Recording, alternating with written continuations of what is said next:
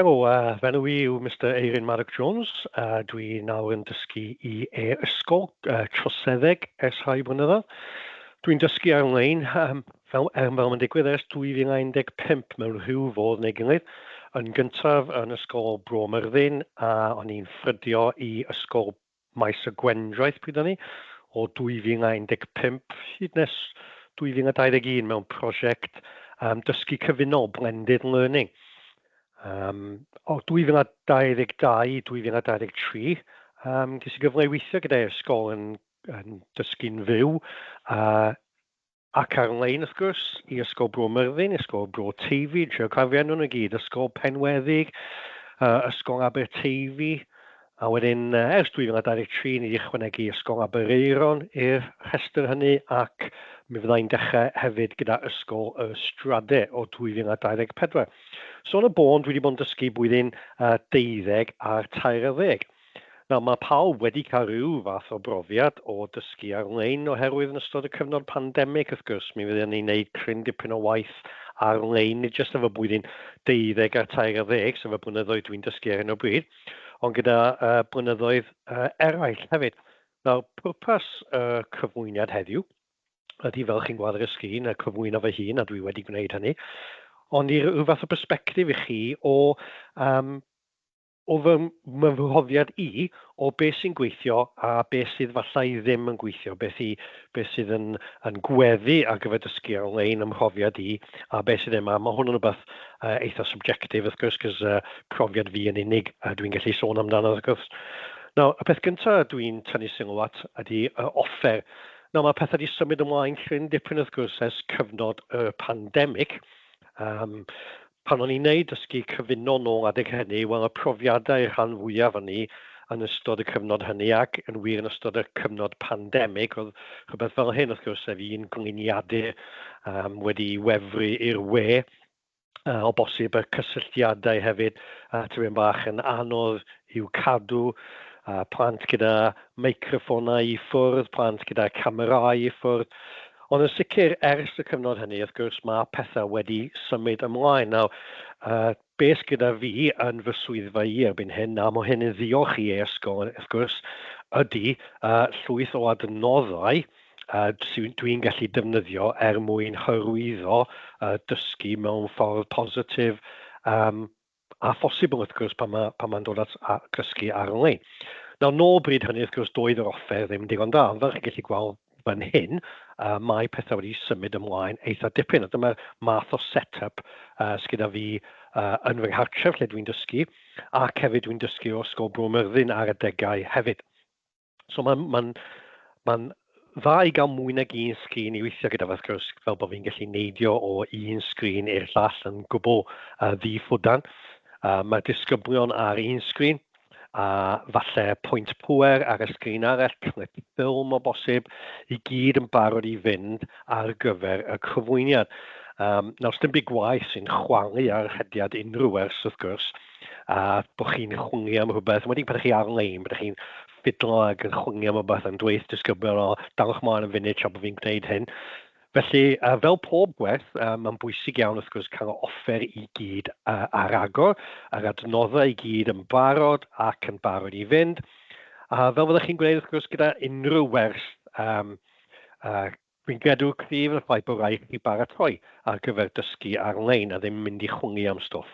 Beth yw dywediad Saesneg, fail to prepare, prepare to fail. Felly mae hwnna'n holl bwysig bod yr offer ar gael I chi. Mae'n fwy na jyst yr offer yma, fel gewch chi weld yn hwyrach maen. Mae'r offer yn lincio mewn rhywun gyda'r agwedd tuag at ddysgu ar-lein.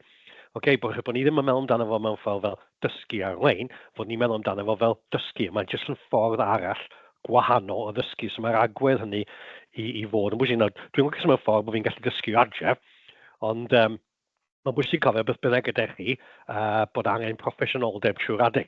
Nawr mae edrychiad wrth gwrs yn bwysig pan ydych chi'n dysgu ar-lein, neu pan ydych chi'n dysgu o ysgol neu dysgu o gartref.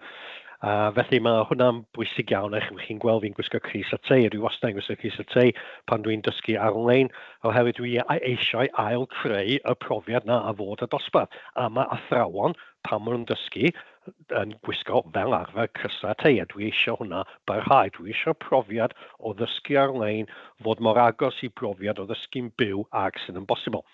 Felly nid dyma, wrth gwrs, y chwith, ddes ar ei sgrin chi, fel dwi'n gwisgo fel arfer, falle oedd o'n rhywbeth oedd yn digwydd yn ystod y pandemig, ond dyna fo ddim disgwyl ddigwydd nawr. Nawr, pan dwi'n dysgu ar-lein, nid dyma beth dwi eisiau digwydd. Nawr, a fwy aml na phosibl yn ystod y pandemig, dyma beth oedd yn digwydd. A mi o'n i'n rhy mor eog a pobl eraill o bosib o wneud hynny. Ond nid dyma beth sy'n digwydd os dwi'n dysgu o adref neu os dwi'n dysgu yn yr ysgol ei hun. Os chi'n cofio beth dwi wedi ddweud ydy beth sy'n bwysig ydy bod chi'n creu awyrgych dosbarth a bod y perthynas athro disgybl yn mynd i fod yna trwy'r adeg. Nawr, wrth gwrs, fel hyn mae pobl yn meddwl am dysgu ar-lein, wrth gwrs, ond mae profiad y plant, wrth gwrs, yn mynd i fod yn hollol wahanol i beth mae profiad y person sydd yn dysgu. Felly dyma be os mae fel hyn mae dysgu ar-lein yn mynd i fod i chi, wel dyma be mae plant yn gweld, dyma be disgyblion yn weld, sef rhyw foi hyll sy'n edrych yn groes rhwng Mr Bean a Simon Cowell yn syllu arnyn nhw'n stero arnyn nhw ar y sgrin. Dwi ddim yn rhywbeth sy'n digwydd mewn stafell dosbarth a dwi ddim yn rhywbeth dwi'n meddwl dylai digwydd ar-lein. Felly, nawr, yn fy nghartref ac lle dwi'n nawr ac yn y stafell dosbarth, dwi'n dysgu ar fy nhraed.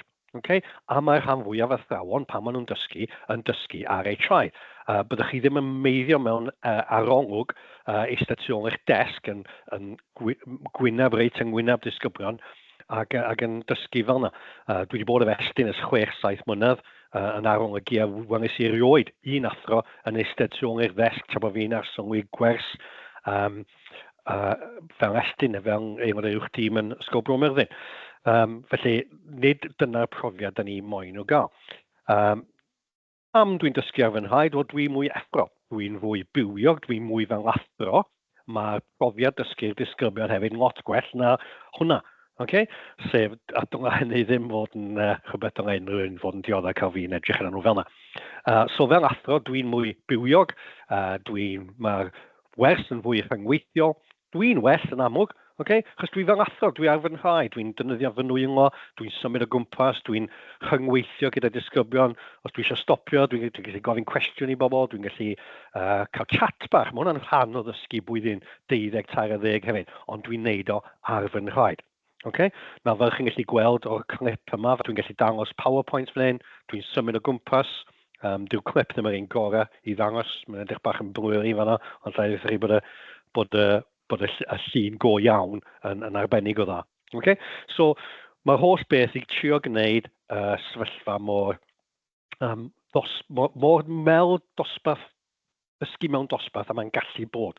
Okay? So dwi'n fwy bywiog na fyswn i, wrth gwrs, ni jyst yn eistedd tu ôl i ddesg fan hyn yn syllu arnyn nhw, dwi'n symud o gwmpas ac yn y blaen. So, yn y stafell dosbarth hefyd, dwi'n ffodus iawn, dwi'n gallu gwneud yr un peth. Nawr, mae'n golygu buddsoddi mewn offer, ond dyw'r stand ych chi'n gweld ar y sgrin fan hyn ddim yn rhywbeth rhy gostus ar Amazon, rhyw 20 pence o'n i'n meddwl, dangos i am hwn. Mae'r laptop fel chi'n gweld ar y stand. Chi'n gallu gweld bod y camera wedyn ychwanegol o safon ar ben y laptop, a chi'n gallu gweld fel dwi'n gwisgo heddiw. Yn aml iawn am yn gwella'r ansawdd y sain, dwi'n defnyddio headset. Dwi'n trio peidio defnyddio headset, mae'n rhaid i fod yn onest, pan dwi'n dysgu plant, oherwydd dyw athrawon mewn dosbarth go iawn ddim yn gwisgo headset, so dwi'n trio cael yr awyrgych i fod mor agos a dosbarth go iawn ag sydd yn bosibl. Nawr, dwi yn meddwl bod e'n bwysig iawn barfod gyda'r disgyblion mor aml a phosibl. So, dwi'n lwcus, dwi'n byw yn Llandeilo, a dwi'n mwy na lai yng nghanol y clwstwr ysgolion dwi'n dysgu. Mae stradau ysgol pella fi ydy Aberystwyth, Penweddig, ond cwta awr a 15 munud ydy hwnna i fi fynd i gwaith yn fanna. So dwi'n trio mynd o gwmpas ysgolion a gymaint a dwi'n gallu deud y gwir mewn cylchdro o un bob wythnos. A pan dwi'n gwneud hynny, dyma'r offer dwi'n mynd gyda fi fel chi'n gweld. Mae gen i stand, mae gen i laptop fel wedys i, headphones Bluetooth dwi'n defnyddio fel arfer hefyd, sy'n gallu golygu bod fi'n gallu symud o gwmpas y dosbarth, bod fi'n gallu symud o un lle llall a dysgu fel fyswn ni'n dysgu go iawn. Okay? Nawr, diolch i e-sgol, wrth gwrs, mae'r offer yma gyda ni. Mae'n golygu, wrth gwrs, buddsoddi cryn dipyn mewn offer. A dyma lle mae e-sgol yn gallu helpu, a dyma lle mae e-sgol wedi helpu i wneud y profiad dysgu mor agos a phosibl i'r profiad o fod mewn stafell dosbarth. Okay? Nawr, mae'r sefyllfa hefyd, fel chi'n gweld, dyma fi mewn stafell dosbarth yn ysgol Bro Myrddin.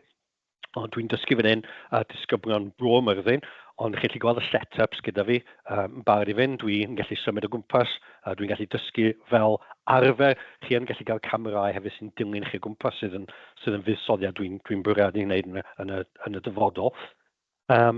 So mae'n bwysig, mae disgyblion yn edrych arno fi, maen nhw'n gweld fi ar y sgrin.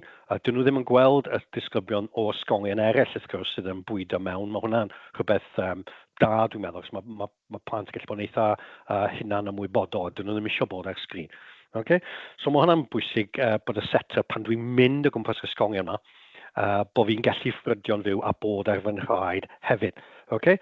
Now, dyma beth wrth gwrs dwi'n gweld wedyn pan dwi'n defnyddio sgriniau ac yn ffrydio yn fyw. Wrth gwrs dwi wedi lliwio'r disgyblion allan o'r llun gymaint o phosibl fan hyn. Okay? So maen nhw wrth gwrs yn edrych arno fi, maen nhw'n gweld fi, dyn nhw ddim yn gweld pawb arall. Bwysig gael seating plan dwi'n meddwl, fel bod chi'n gwybod pwy yw pwy, lle maen nhw'n eistedd a bod nhw'n eistedd yn y llun lle trwy'r amser. Mae hwnna'n golygu bod yn haws i fi wedyn i gofio pwy ac yn y blaen. Okay? So, mae gyda ni, wrth gwrs, nifer o fanteision o ddysgu yn ffithiol, yn fyw ar-lein. Nôl at yr offer, wrth gwrs, dwi wrth gwrs yn rhoi gwaith yn wneud, union fel fyswn ni mewn stafell dosbarth, a dyn ni'n cyflwyno gwaith i'r disgyblion trwy Teams. Ac felly mae yna ddau adnodd benodol dwi'n defnyddio, chi'n gweld ar y sgrin fan hyn, sef yn gyntaf yr XP pen mae chi'n gweld fan hyn. Nawr mae'r ddau pen yn caniatáu fi ryngweithio gyda'r disgyblion wrth i nhw roi gwaith i fi a fi roi gwaith yn ôl i nhw. Ar y sgrin nawr chi'n gweld dyma fi yn mynd drost papur arholiad gyda'r disgyblion. Okay? So papur arholiad criminoleg, troseddeg, a fel chi'n gweld yn defnyddio'r XP pen a'r stylus hefyd.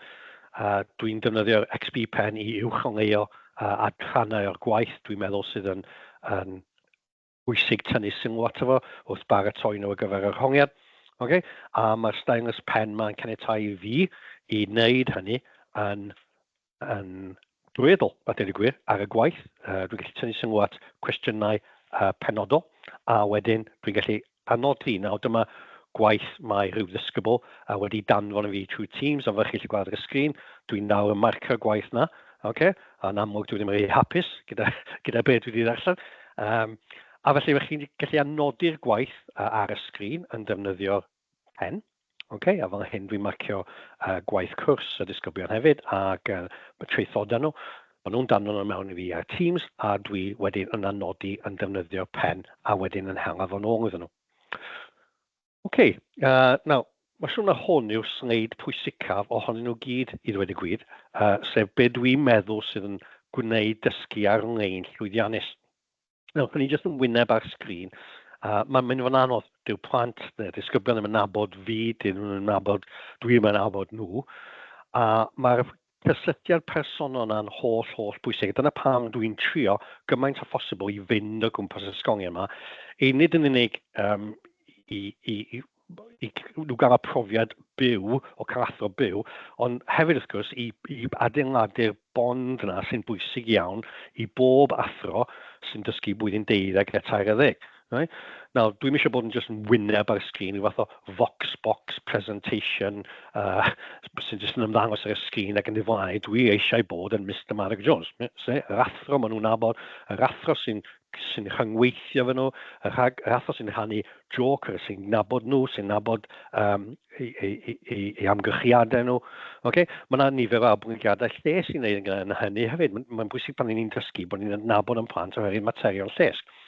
So dwi eisiau bod yn berson go iawn iddyn nhw. Okay? Dwi eisiau bod yn berson sydd yn nabod nhw a sydd yn gallu rhyngweithio gyda nhw fel dyngon wrth gwrs, gyda nhw'n oedolion ifanc, maen nhw moyn y rhyngweithio yna. So dwi'n lwcus wrth gwrs dwi'n gallu ymweld gyda'r ysgolion y rheolaidd mod i'n dysgu'n Bro Myrddin cwpl o ddyddiau wythnos. Mae'r rhyddid gen i am y dyddiau eraill i fynd o gwmpas. So mae eisiau meddwl am hwnna wrth ddysgu yn fyw. Y posibilwydd, os ydy o'n bosibl, mynd i weld yr ysgolion yma. Dwi'n eisiau gwneud hynna gymaint y gallai fel dwi'n newydd dweud. Mae cyfathrebu gyda'r ysgolion yn holl bwysig. Dwi ddim jyst yn berson sydd yn fan hyn ar y sgrin a dwi jyst yn troi fyny i penweddig unwaith bob 3-4 wythnos. Dwi'n ceisio cymryd rhan llawn y mywyd yr ysgol pan o'n i'n dysgu'n pan o'n i'n dysgu'n Bro Myrddin ac yn dysgu hefyd maes y Gwendraeth, o'n i'n mynd i'r ysgol, dod i nabod nhw. O'n i'n mynd i pethau fel nosweithio rhieni. Digon hawdd i wneud nos yn rhieni ar-lein. Mae'n bwysig i fi i fod yna i siarad y rhieni. Nosweithio agored. Yn bwysig iawn mynd i heiniau. Dwi'n newydd wneud diwrnod blathu criminoleg yn ysgol penweddig fe sy'n draw yr ysgol. Fi wedi gwneud yr un peth yn ysgolion eraill. Felly mae hwnna'n holl bwysig. I creu'r cysylltiadau yna gyda'r ysgolion, dwi wedi bod hefyd i pethau fel digwyddiadau, enghraifft cyngerdd Nadolig wedi bod i cwpl o heiniau, oherwydd oedd y plant o'n i'n dysgu'n blwyddyn 12 a 13 yn cymryd rhan.